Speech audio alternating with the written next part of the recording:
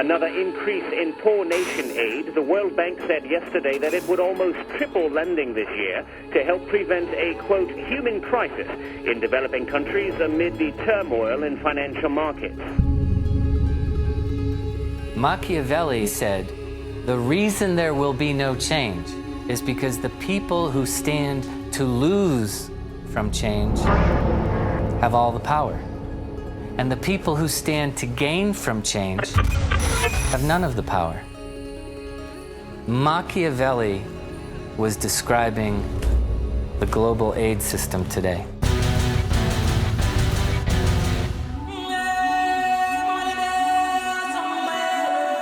We can't continue to talk about the tragedy of poverty and not talk about aid.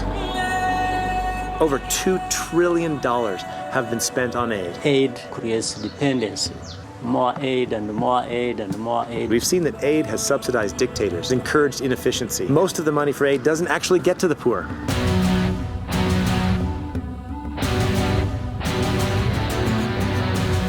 Aid has delayed the development of business in Africa. It has kept Africa behind. It becomes a way of colonizing the economies of the poor countries, a system of economic slavery. You create that parental relationship. It's patron-client, it's master-slave, it's all broken. These are the strategies of the last 50 years, and they failed for 50 years, and they're going to continue to fail. It's time to change.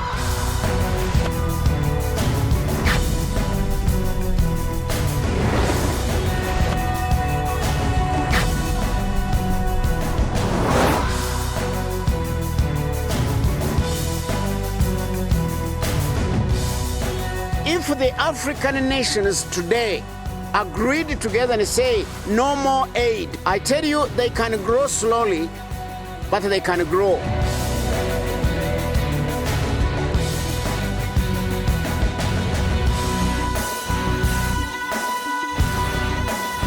Economic transformation in the long term come from locally run, locally owned businesses.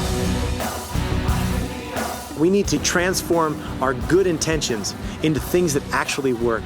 And what works is allowing these individual human beings, created in the image and likeness of God, to create value and prosperity for themselves. We are working to train people into entrepreneurship and be disciples of God in transforming their own nation. I've seen that.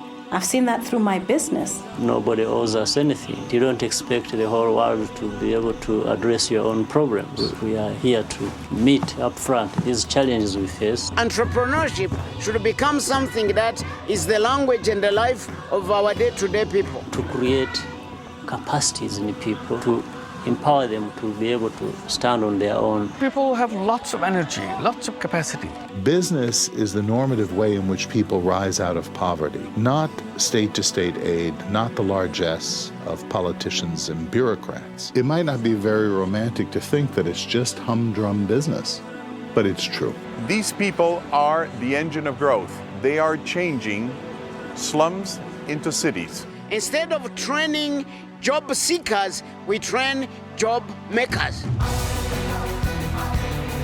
A sense of independence, a sense of human dignity. Confidence, knowledge, empowerment, opportunity, character, responsibility, hard work, vision, self-esteem, the new moral purpose, abundance of life. Economies can grow. Anything is possible.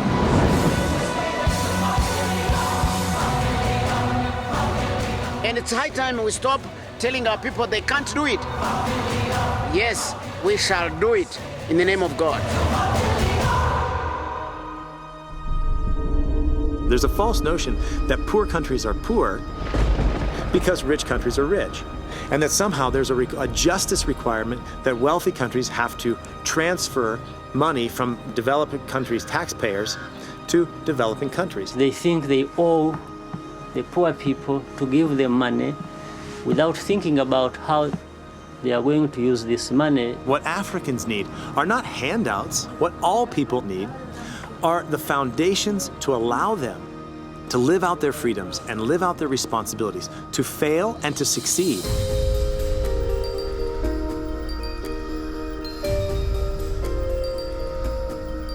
Having a heart for the poor isn't hard. Can we have a mind for the poor? Can you really relate to the poor on a one-to-one basis, as equals, as partners, as colleagues? Can we allow them to put the locus of responsibility for their own future on themselves and then be willing to be guided by their vision? And if you give people that foundation, then they're going to create success, they're going to create wealth that no state could ever create. Private sector has the bigger role, and it grows and grows, and we begin to drive the bottom of the pyramid the other way around. We flip it around because it is possible. It's worked in other societies. It can work for Africa. Whether you are born in the richest family in the world or in the poorest family in the world, you have the same capability as a human being. It's a question of how you unleash that energy that is packed into you. Small and medium-sized enterprises are a critical part in the development process. Job creation, employers who provide income for families who can take whole communities out of poverty. And that's what markets are. They're networks of human relationships where people get together and solve problems closest to them.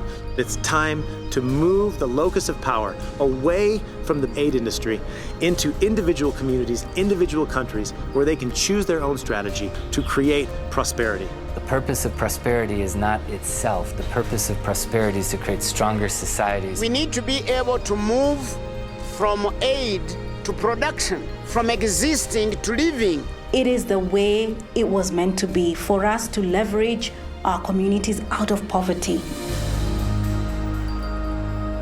People have the dignity of putting food on their table, shelter, health is provided, education is provided for their children. Good intentions don't end poverty. Enterprise and freedom end poverty.